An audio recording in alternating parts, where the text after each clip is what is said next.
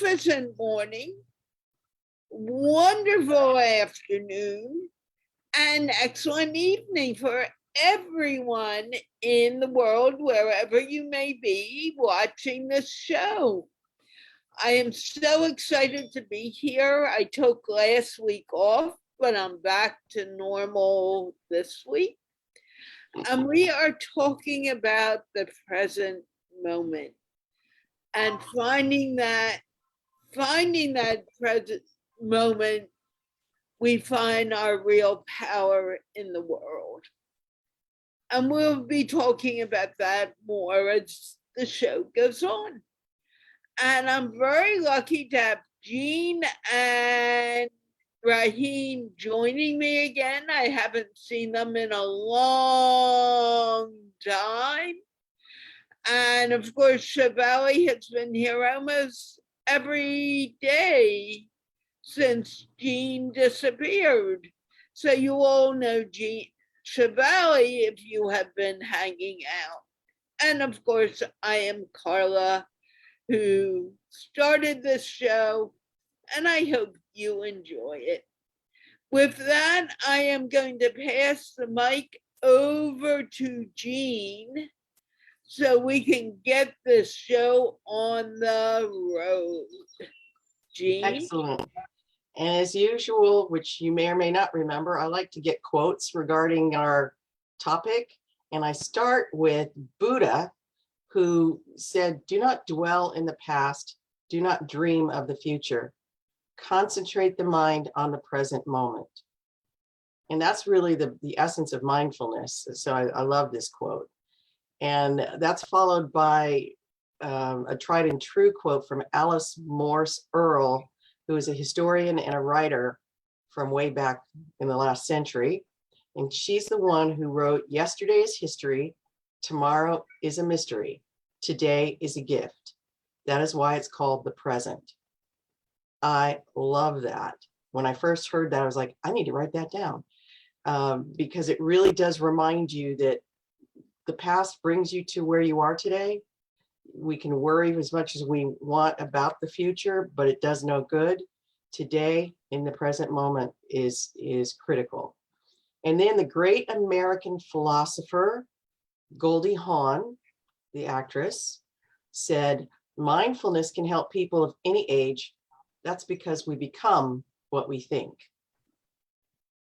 It can be very deep when you start to ponder these things. So I love these quotes, specifically about being in the present. Raheen, as a representative of the next generation, how does being in the present work for you? Really, I think for us as a generation, like a lot of times we're on social media and stuff, and like it's always like, a joke and stuff, like before you eat anything, you got to take a picture before you do it. And I think again, I am pretty active on social media, and I'd say, okay, if you have a platform and if that's the kind of thing you're into, to a certain extent, yeah, do it. But when you see a sunrise, a sunrise or like a sunset, like a beautiful moment, I think leave the phone for a second. Do not reach for it in your pocket and get a picture first and then focus on what you're really looking at. But I think really just look at it, take it in, feel it. And again, what your eyes can see, the camera can never really capture that. And then after that, after you've had your moment with it, then share it with others. So I think you gotta prioritize your moment with things. And I know so many people that do not do that. And I think it's kind of sad. It is sad. I love that you use the word prioritize there, because there's a reason there's an old saw called "Stop and Smell the Roses," because we can zip through life, as Alice Earle mentions, we can zip through life by worrying about tomorrow and not paying attention to right here and right now. And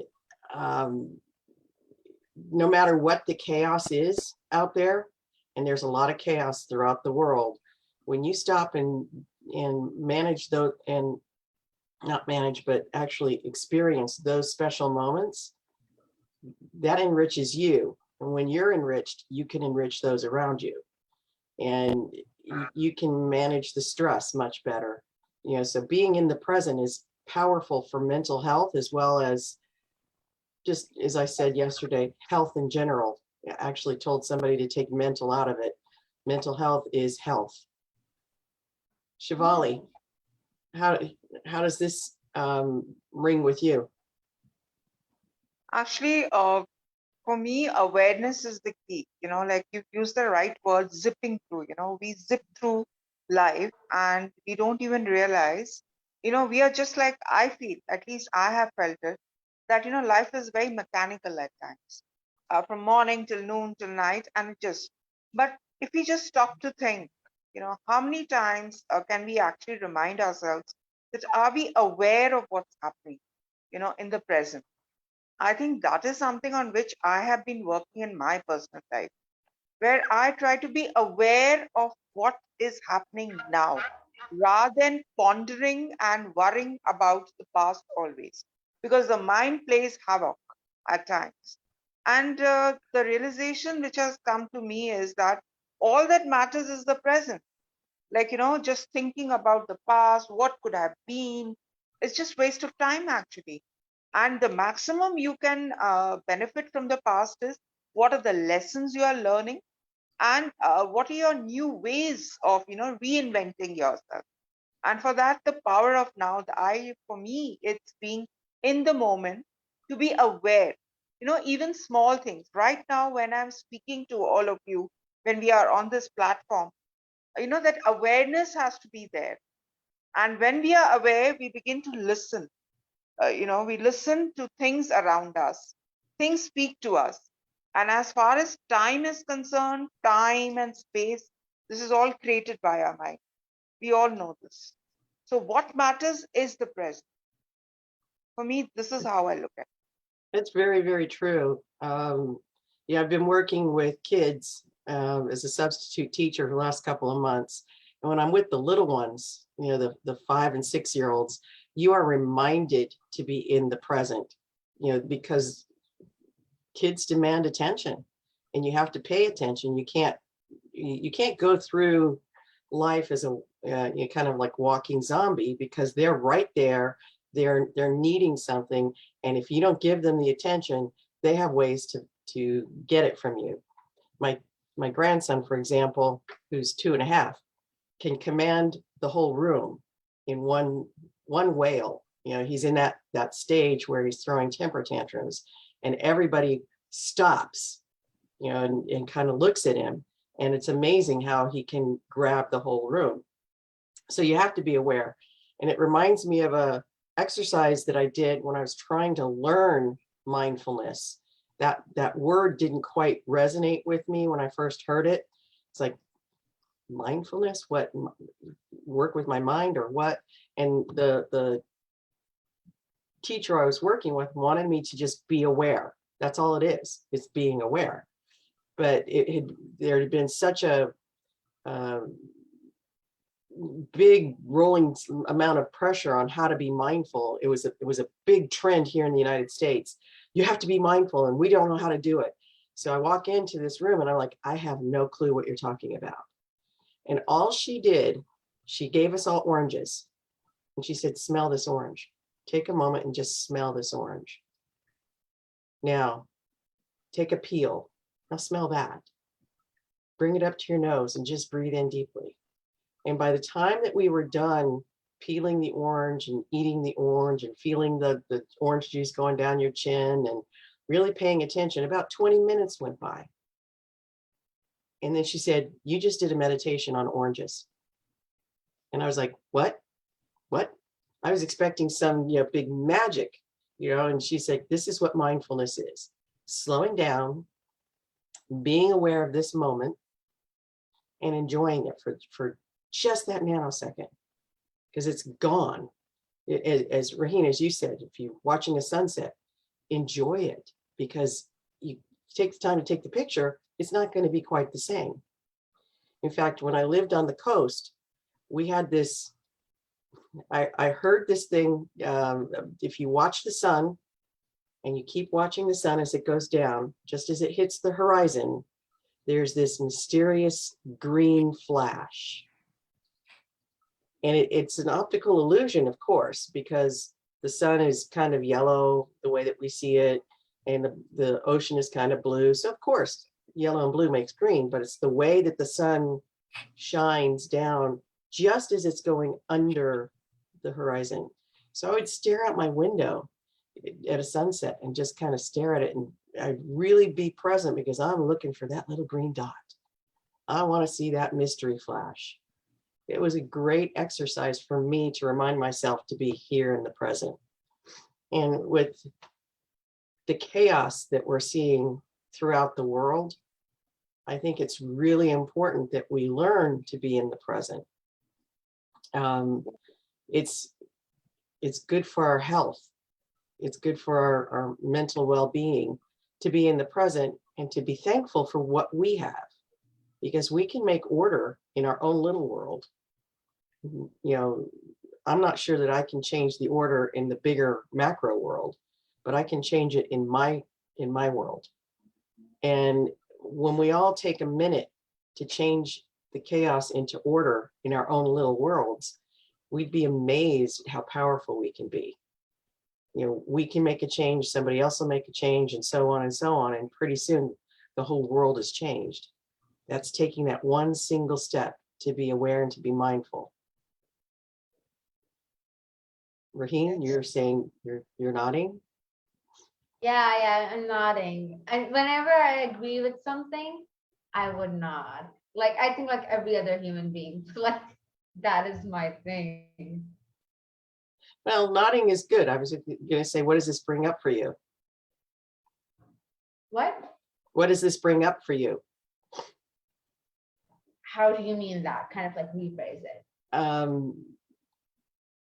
What I just said about making a change in your own world, adding, moving chaos to order, being present and mindful in your own world to make changes, and you can change, and then somebody near you might fall into line and change, and so on and so on. How do you see that? I mean, for me personally, a lot of like my early childhood, I spent just kind of like if I was out when I'm thinking, oh, what's gonna happen when I go home? When I was home, then when I'm gonna go out again. So it's just like always the next thing, and it's kind of stopped to the at the point where my brother got cancer, and then I was away from my parents and all of that. So it's like because I had nothing major to look forward to, I stopped doing that, and I realized that I need to live in the moment. But that is when that happened. But for me, sometimes in my life, like I had times in my life where like there were so many interviews and so many meetings and so many things going on like at once, and I really needed to like at the end of the day like stop and kind of reflect on, wait, what just happened? I need to kind of process that. And I think a lot of times in this the world is very chaotic right now, and with just how we have all as individuals develop routines, even if that is not a chaotic one, we all have somewhat of a routine. And I think there you need some time for reflection of what is happening, some time for process. And I think that is what for me was the key to staying in the moment, to kind of just taking it all in and processing it and reflecting on it. And if you don't do that and just like, speed through life, and well, it's not life. Life is fun if you live it as you want to. So yeah. Shivali, how about you? Yes, the chaos thing. It really Yeah. strikes me. Like I have experienced this so many times. Chaos is needed. Chaos is needed to find yourself, to create that awareness that chaos is needed. I don't know how to explain this. This is something which I've experienced so often that, when I seem to get lost, totally lost and overreacting to things, overthinking, and, like going down that, that rabbit hole of, just getting sucked into it. And then sudden that realization, when I have to remind myself, hold on, breathe, relax, calm yourself. And the moment I start doing it, I could be like, I love nature. and the place where I live, I can actually see the sun rising and things like that. For me, those moments, and yes, I could connect to that photography thing also, we are more interested in clicking the photographs rather than enjoying that. And in these moments, out of that chaos, that harmony that we are creating and that awareness, it may happen just for a split of a few seconds, and it leads to so much of peace. Like it's all okay. And the second example that you gave about that orange, I remember in one of these satsangs, we had this exercise of, having the apple, chewing into it, tasting it, and it's kind of a meditation we are doing because we are becoming aware. And then we transfer this kind of, this way of doing things onto the other aspects of our life. The apple or the orange is just symbolic, actually, that it's all about creating that awareness.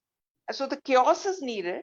And secondly, this I would like to add to this is that when a person says, I don't know what's happening, or the person says, I don't want to be in the moment, precisely the journey has begun. That person is actually becoming aware without even realizing it, that that person is actually connecting. And moment that connection is made, the clarity comes, the harmony is there, and all the complaints, there are no more complaints, and you start enjoying. I hope I've been able to explain this, because this is something which I think all of us, it's our experience. I was really overwhelmed by when you people were talking about it, Jean and like I could actually connect with it, and I still need to do it.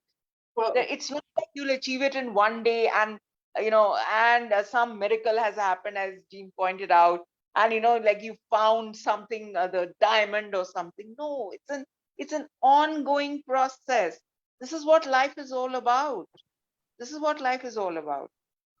yeah, you're right. Chaos is needed. I think most of us don't want to think of chaos.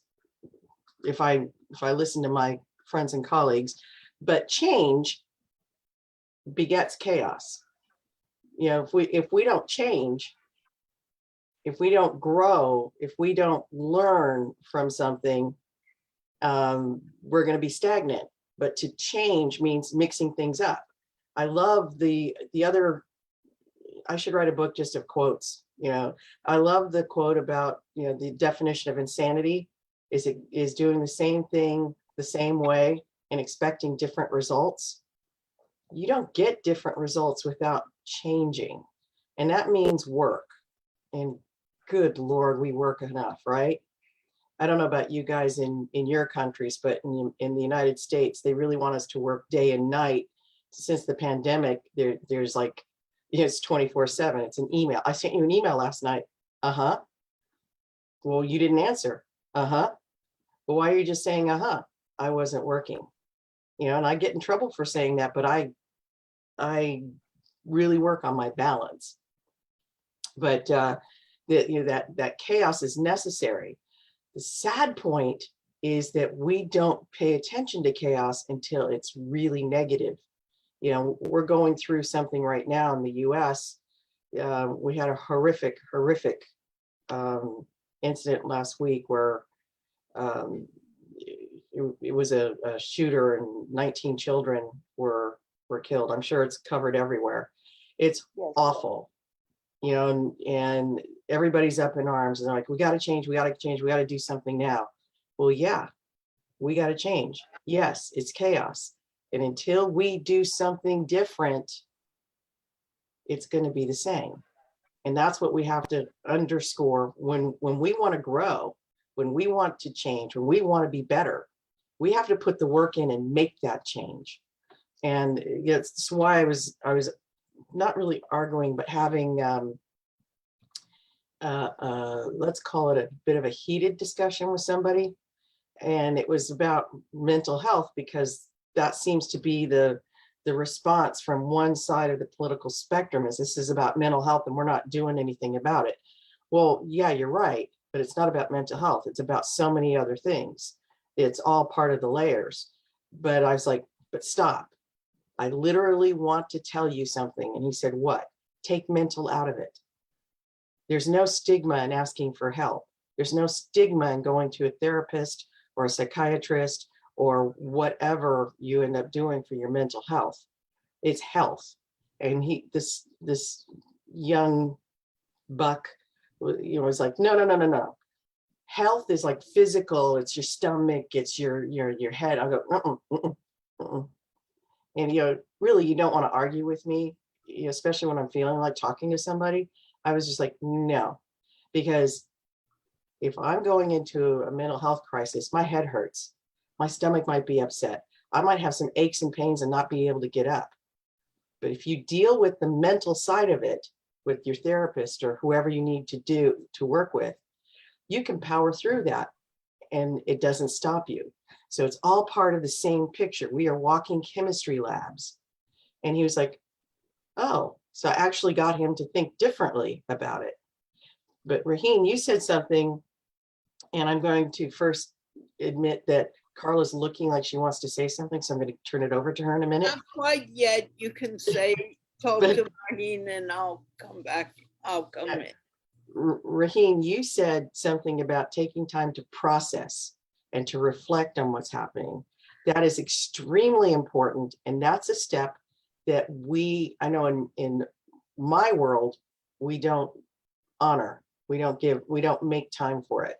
And so one of the things I've been telling the young kids in middle school that I was working with, the ones who are really rebellious and, trying to get in your face and, make sure that they're seen, even if it's negatively, I would say, during the summer, I ask you to do two things. And they said, what? I go, I ask you to read for 10 minutes. I don't care if it's on the internet, just read. Practice reading for 10 minutes. And the other thing I want you to do is pull out a piece of paper or a notebook and write for 10 minutes. Just write what's in your mind. Write what you're thinking about. We call it journaling, but just do it. You won't forget all the stuff that we fought so hard to get you to learn, but you will learn how to actually process your thoughts and your emotions.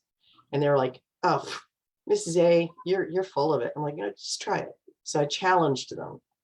And I say this out of experience because I still call journaling the J word. It's something I've mentally fought for a long time, to take time to actually reflect and process. So I want to acknowledge, Raheen, how wise that was. Carla, what's up with you, Mom?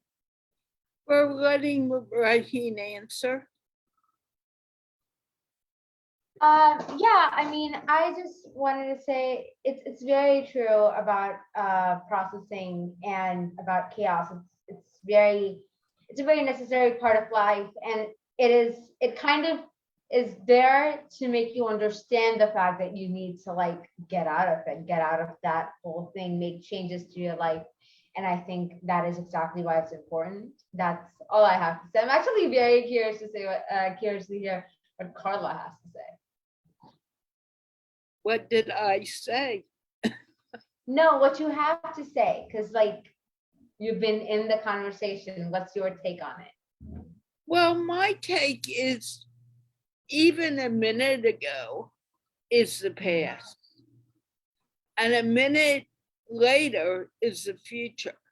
But we don't know. We know what happened in the past. And maybe someone spoke a little too long and I kind of said, let's move it forward.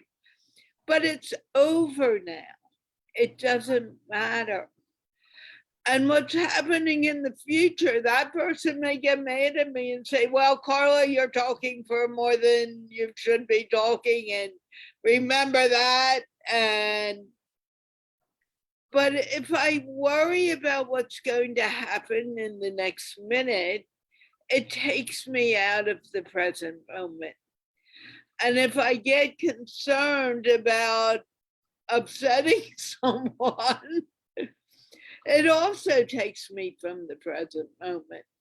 all we have is this one moment now, and we need to cherish that moment.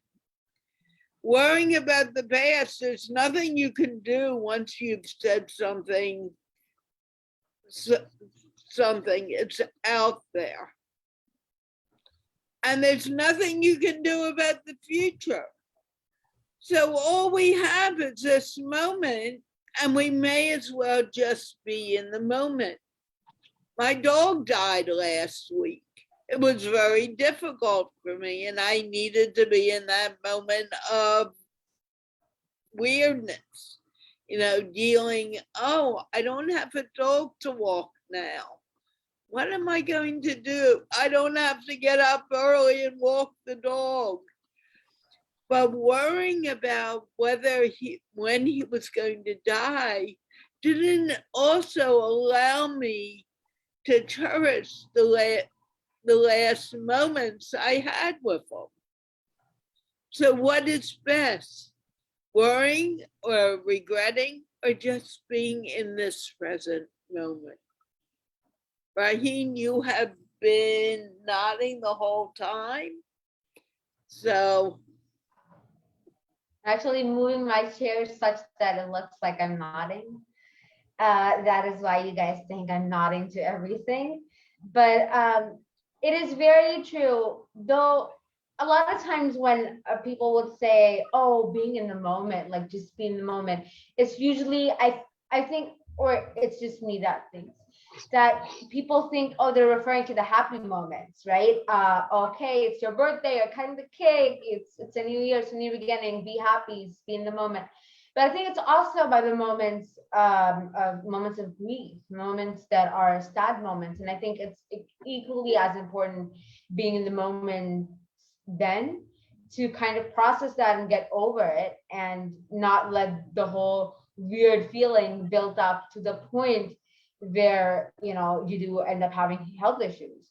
So yeah, I think it's important to kind of experience moments, process them, reflect on them, and just to a point where you reflect on them, not letting them get to your head for longer periods of time. what do you need to say, Jean? Well, I think that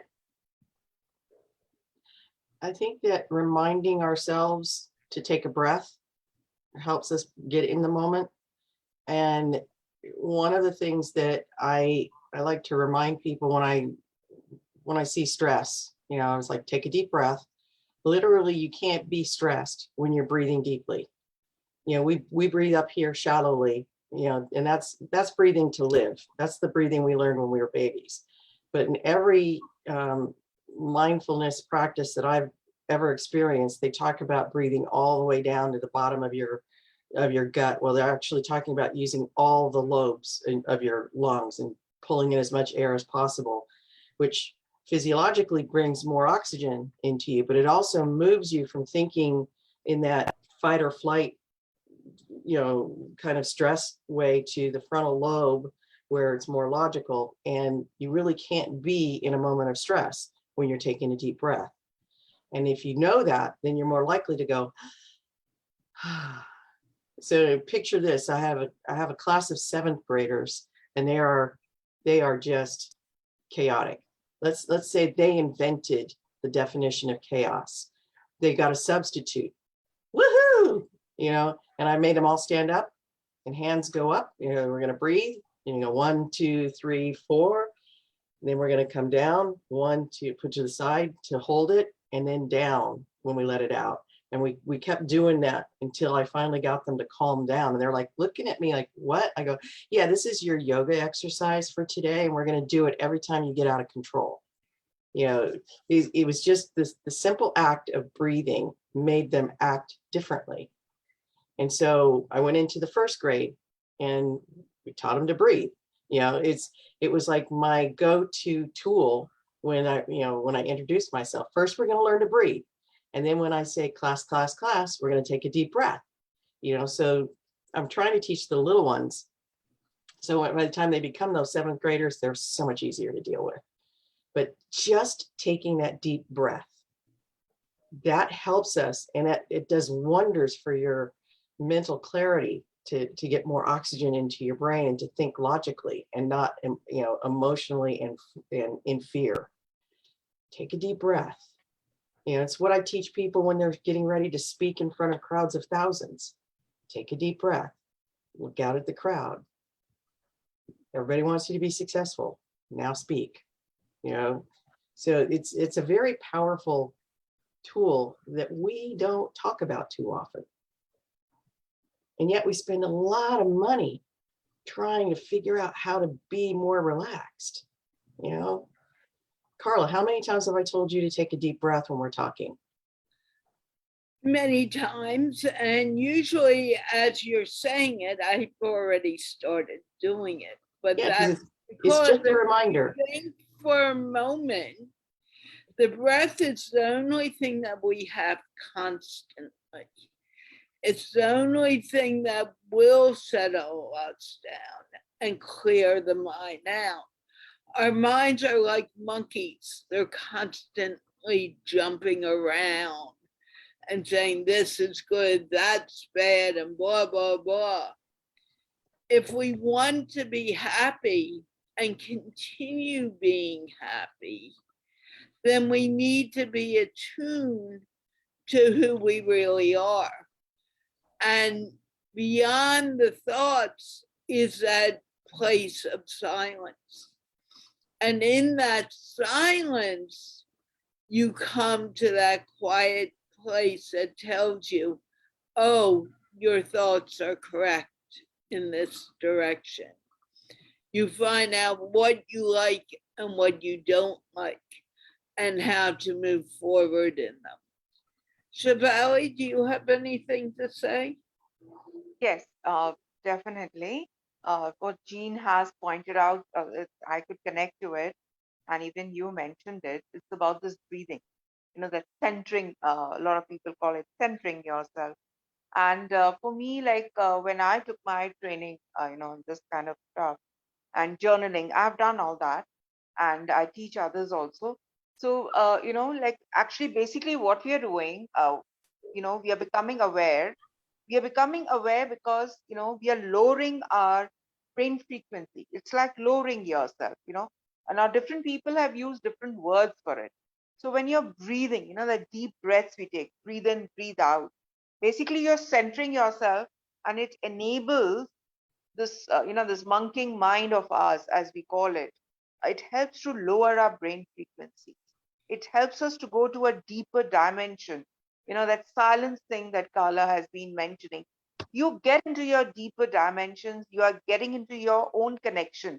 You're connecting with your inner self, actually, because the externals are always chaotic, but they enable you to move now inward. The moment you're lowering yourself in the sense of your brain frequency, you begin to make the connection. And I can connect with this power of now. Of course, a lot of books and other things are there on this. So what is this concept actually? When you're lowering your brain frequency to your breathing and exercising, whatever you are doing, what is happening is that you become aware, right? You're firstly becoming aware of yourself. And what happens now in that power of now thing that we are talking about is that you begin to even find creative solutions, and it's all coming from your own mind. It's all coming from your own inner self. Yeah, that dependency on the external becomes a bit less. How it happens, we've been reading about it, and we've been hearing about it through our Rishi Munis and other systems, etc. But they're all speaking about the same thing. So yes, breathing is very important. I do this every morning. I spend at least 15 minutes on this because I know the rest of the day of mine is like a roller coaster ride for me. When I'm not really aware of what I'm doing, I'm just doing it, and I do it pretty well. People say, yeah, she did very well. But I know that, I was just doing it. It's a daily habit for me. So I spend, the early morning time that I get, and maybe before I go to sleep, because that is a moment, when the world is also, the earth around us, nature around us is also centered. So if you can connect to that dimension, it really helps and makes your awareness go on a different level altogether. And that is the time when your creative mind comes forward. And in place of chaos, you find the harmony. In place of a problem, you have found the solution. And everything appears now great. And now that zeal comes to move forward. That's how the transformation takes place. And this has to be done on a daily basis because we are human. Challenges are going to be there. And the world is going to move towards even greater chaos. But out of this chaos, we can create the harmony.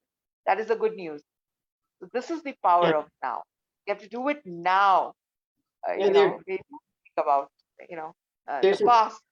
Yes. yeah, there's an exercise that I was given many years ago, which was life-changing.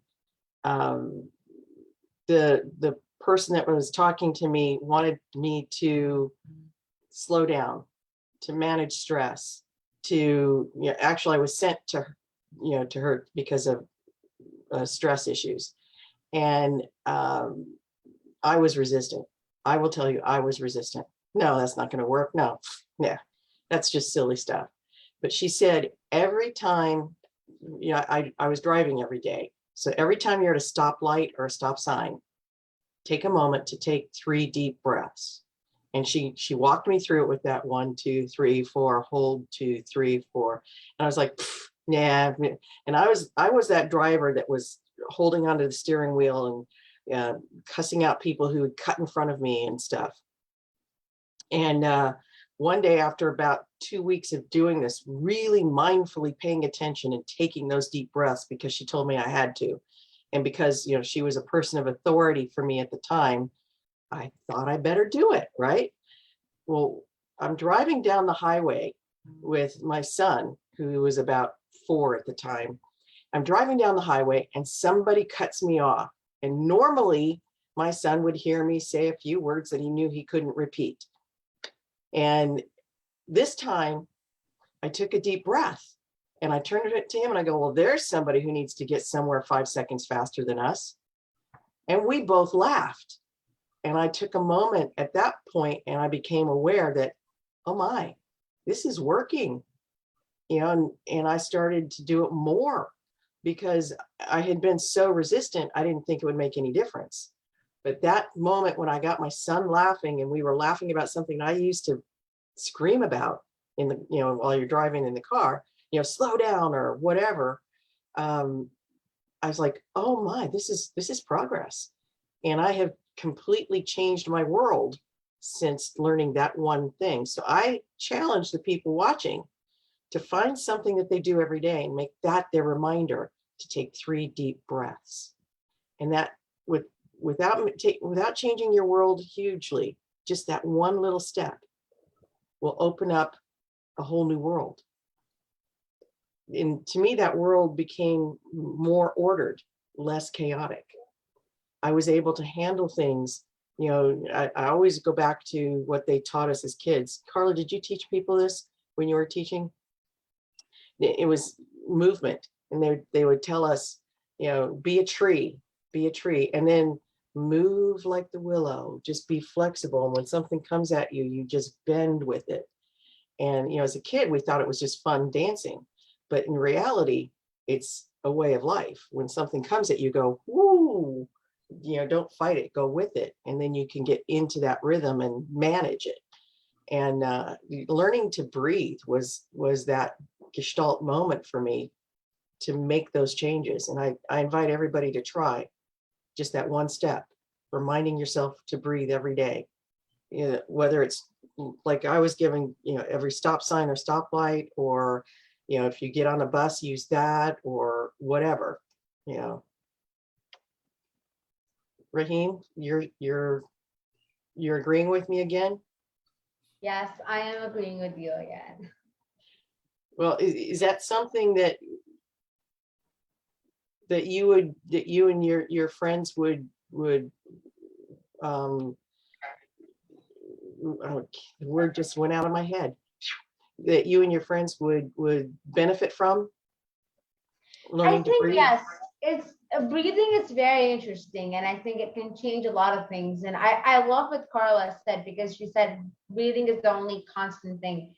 And I started thinking about it, and I kind of like swirled away with my thoughts. And I'm like, wait, I'm sure there's another thing that's probably constant. There's nothing that's constant except breathing. I think we need to utilize that to kind of calm us down. I mean, I can get very stressful, but just like walking away from things, just going on like a nature walk, breathing in, breathing out, experiencing, I think it really helps. Rather than, just being angry about life and just be stressed and not eating properly and just, getting into habits. I think it's better to utilize the simplest things like breathing to kind of get out of that cycle and create healthy habits. And one part of that, we need to remember to do it. Sometimes we get so caught up in what's happening. I had a friend tell me something I didn't want to hear last night, mainly because he couldn't deal with it. And I got caught up in it. But when I had a moment to settle down, I realized it was something that didn't even need that. When you're tired, you don't always hear what's really being said. So a bit of silence and not reacting and responding immediately is sometimes extremely important. And people don't remember to take those moments of silence. They don't remember to go and think, what seems right to me? And when you make that decision and you realize it, then dealing with certain situations takes a whole nother turn. Shavali, did you want to say something? Yes, I can totally relate to this. This happens with all of us, Carla. This happens like, most of the Right. time, we've discussed this earlier, where most of us, we react. And the reaction is not that we want to react. It just happens because we are so caught up into things, and we hardly relax these days. Like Jean said about abroad, it's the same in India. It's the same in India. And after this 2020, like everyone is like, just work, work, work. I really don't know what's happening. But the point is that let's accept it. This is a part of the human revolution. I call it the human revolution. This is a part of it. And there is hope always, because you may use various tools. Some use meditation, some use, the centering exercises, breathing, yoga, whatever you're doing. These are just various tools to make you aware. And that power lies within you, within me, within us. And in Buddhism, like I follow Nichiren Buddhism. So Sensei and others have clearly pointed out that the seed of Buddha is already there. You are the Buddha. Buddha is not some god from external sources. You and I, we are all Buddhas, and we have come here with a purpose, with a mission, and as souls, we can understand this. And the moment we become aware of who we are, there's just harmony. And then you continue with determination, with courage, with faith, with trust, not in some external, but with yourself, that I already have that potential. So all this other tools that we are using for journaling, I've done a lot of journaling and I've done a lot of paper burning. Gee, I've done so much of paper burning, you can't imagine. And I would, even do it for my friends. And I would tell them, I say, see, the color of the flame was also different. And it was like magic happening. But at the end of it, there was a calmness, because you are actually basically becoming of your own thoughts. You realize what is happening, that my thoughts are creating my reality. So all I have to do is to change my thoughts. How do I change my thoughts? Simply by replacing them with positive ones. As simple as that. But for that, firstly, I need to be aware of where I stand. Then only I can make that change. So everything is okay. Everything is fine. Yeah, and we can make the changes with, every decision we make. We make hundreds of decisions every day. Do I get up? Do I hit the snooze? Do I drink coffee? Do I drink tea? Do I wear this shirt? Do I wear that shirt? We make hundreds and thousands of decisions, but for every decision we make, there's a moment, there's the stimulus and there's the response. And when we're aware, we know we can pick a positive or a negative. And it's in that stimulus or response, you get to choose heaven or hell. Do I react emotionally to what this person just said to me and, really let them have it because it would make me feel so good? Or do I take a step back and say, I hear you, I want to respond, but give me a second, So one is a much more thoughtful way, it's more deliberate way versus the emotional react. So although I like, react is a good word in many cases, in this case, it's the negative. React is typically emotional, shoot from the hip, not well thought out. And responding deliberately is more thoughtful. And we can do that in the span of that breath. I actually teach people in the span of that breath that you take, that you can figure out what you want to say, why is it important to them, and what do you want them to do. And then you become more effective as a communicator, as a speaker. But literally, you can change your life in that nanosecond of time between the stimulus and the response. But when people think about it, they go like, what? Wait, no, I just made that decision. Yes, you did. But what I'm asking you is to pay attention to when you make the decision. And it's amazing when you're aware of that. Again, how you can move from chaos to order. It's well, you use the word magic, Shivali. It's magic, but that's the magic we have. But everything is magic, and the words we use are magic. If we use words that are not so happy, our world becomes unhappy. If we use words that bring joy, we create that in our lives. The Hebrew word abracadabra means, I don't have the exact meaning in front of me, is what you speak, you say becomes. Yeah. And, just like abracadabra and the magician pulls out the rabbit, everything we speak is what we create. Raheen? I know I was just listening to what you said, and abracadabra is a Hebrew word. I thought it was a made up thing, so I really didn't know that. So yeah, that is what I was smiling and really nodding at. Wait, what? And I think so. Life is very magical. Like if you start thinking about some of the things that may have happened in your life, or just some of the moments, you'd be like, oh my God, that's so fascinating. And it's just like whenever I would sit down and start processing just like so many things that we see at a daily basis, I think life is so beautiful. And it is only if you fully that. And thinking of the breath, right? And the whole breathing exercise Jean mentioned, I think right now a lot of people, they don't even experience breathing fully, and I think so that we need to start experiencing things right from the beginning, like from breathing to tasting to witnessing sunsets and sunrises and stuff like that. So I think it's all about witnessing it and processing it and really feeling it, and only then would life seem magical to you. I think it seems magical to me. Sometimes, yeah, it would feel like, oh my God, what is this? But that is for everyone at times.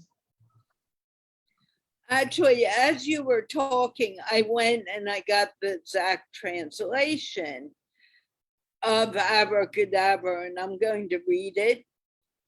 It's from the Aramaic phrase abracadabra, meaning I will create as I speak. the source is 3 Hebrew words: Ab, Father, Ben, Son, and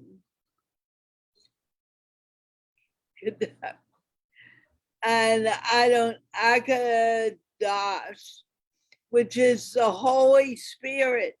It's from the Chaldean Abradadabra, Chaldean. meaning person like the word, perish like the word. So if we're thinking things like, oh, I can't do this, I'm not good enough, that is what we create. But if we create things like, I can do it, and we believe in ourselves, then it becomes real. And it's up to us to decide what we want in our lives. If we're looking at reality, in reality, sometimes it's saying, that can't, you're only dreaming. I remember my father once saying that to me, and I would say, yeah, I'm dreaming, but can a dream become real? I was a little girl when he said that. And now I look at my life and things that have happened, and did I really make them happen? Or did they happen on their own? Because I created them through my mind. And we create our own worlds. Yeah, it's true. We create our own worlds. And sometimes that's mind-blowing to people. And you brought up things that your father said to you. And one of the things that I have noticed a lot lately, well, in the last 10 years since my son was a teenager and kind of grew out of it, we as parents have a very strong role in how our kids become adults and how they believe. So my dad said a lot of things to me. He used to challenge me, and I grew up believing I wasn't good enough because of the way he challenged me. And, you know, we carry things with us through into adulthood, the way that we interpreted as we were children. I have learned that, and I have been working through that processing, as you talked about, Raheen. But one of the things that I became very aware of was, as parents, our job is to set boundaries so our kids are safe and they learn and they grow into healthy adults. Kids' job is to push that boundary so that they can be free and creative and keep moving. And therein lies a friction. And, you know, in my case, I realized that I let the parents' words weigh more than mine. And with my son, I was more aware. So I said, honey, you're doing what you're supposed to do, and I'm doing what I'm supposed to do. But I want you to know one thing. And he said, what's that? I go, you get a vote. I'm going to listen to you, but I get 5 votes. So you're going to listen to me more. You know, and it doesn't sound fair, but at least, you know, I was able to change how he and I worked together versus how I did with my parents. I wanted to hear. I wanted him to tell me why he needed to push this boundary. And then I wanted to be able to tell him why that boundary needs to stay, you know. And so it changed how we interacted. You know, he grew into a really great young man because we didn't stick in that, you know, difficult parent teenager role. And that's what we need to do inside of our heads. We need to make those things change, how we remember them. So now I know my dad challenged me. And when I hear those words, I go, okay, Dad, got the challenge. And that changes how I interpret the world. So Raheen, remember that, okay? Because you're a teenager now. Your job is to push boundaries. Their job is to keep you safe and keep those boundaries. Yeah, the only thing I heard was push boundaries. So yeah, got it. And Yes, Shivali, knowing Raheen, I know that she does push boundaries. I had to work with her a little on that. But talking about that, that also brings back that whole idea of what we think and how we speak. We make that our world. I don't speak about violence. I have rarely seen any violence beyond violent speech. But people who have hung around guns may have another experience on violence. The way to get our minds quiet, to move through that whole thing, is by remembering to be in the moment. Remembering that, hey, this is happening right now. I need to react to right now, not what happened 5 minutes ago or what will happen 10 minutes ago. We have no idea what will happen. Raheen may use some language that I could kill her for. I doubt it, but it's something that could happen. Raheen. I'm looking through my mental dictionary right now. And what are you seeing in your dictionary? I don't see a word that you could kill me for, or actually even get quite angry for, unless like I decide to go all teenager on you or something like that. Like if I decide to like start using swear words or something, then you might get angry for that. But no, I would not do that. So no, other than that, nothing that would make you angry even. So yeah, I'm safe. I'm good. Oh, I know. I just used your name because you were right there. But as a teenager, you do push boundaries because you're finding out who you are and what you can do. Shivali, we're going to begin ending the show. Shivali, what are you taking from this show today? Carla. Two things I would like to say very briefly. One is, yes, times are changing. So what Jean said about, as as a child, like I could relate to it. The way I was brought up and the relationship I shared with my parents. So when I'm dealing with my children, my relationship is slightly different because I'm giving them that. Of course, I watch also, even though they are adults. I watch them. I do, make them speak to me about things. But yes, I give them the freedom to take action, on their own also. That is one thing. And my takeaway is that once we are aware, the awareness is not enough. Once we are aware, then the action also has to be followed up. Then only things happen. So awareness leading to that proactiveness on our part, where we actively participate in our own lives. Because now we are aware, so we take the right action. Of course, right and wrong has its own interpretation once again, but not getting into that. So my takeaway today is that if I'm aware, I have become aware, the next step will be action. Then only things happen. Okay, thank you. Raheen. Sorry, what was the question again? The question is, what are you taking away from this discussion today? From this discussion today, definitely, I would want to, though I do it, but it's only when I'm stressed, is, just the breathing exercise. I think I would want to incorporate it into like my everyday things that I do, because I think it can be very beneficial to me because, yeah, I tend to, become stressed. And even when I'm not and I'm just happy, I think it's important to keep it there and keep that thing constant. So that's my takeaway of the show, and just experiencing life to the fullest. Jean.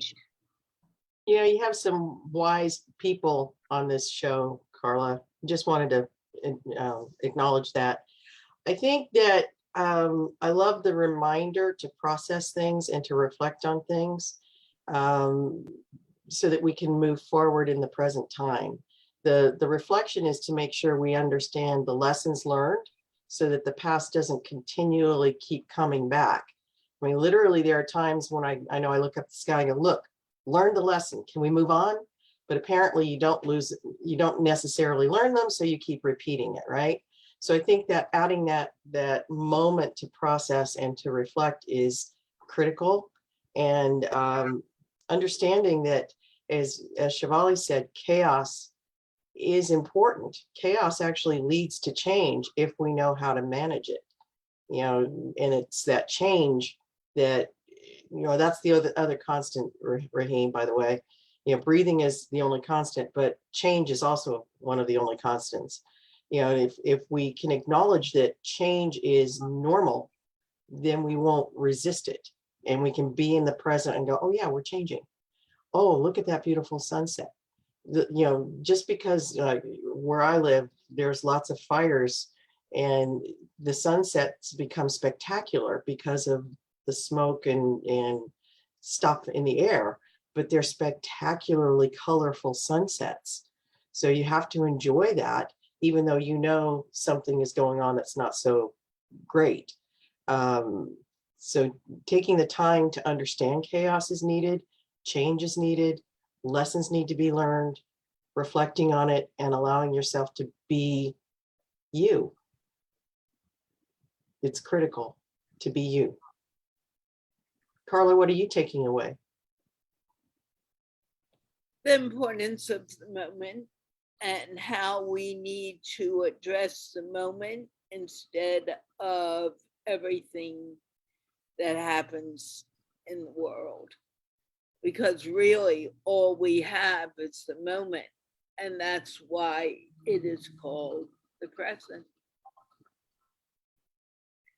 Okay, people, we have been talking for about an hour, ladies, so it is time to end. I hopefully will be back on Thursday with another MIndplore. And moving forward, I should be here regularly. There may be a time in June where there will be a lack, but for the most of the time I will be here. So with that, can we say goodbye? And remember, be in the present moment. Bye, everyone. Bye.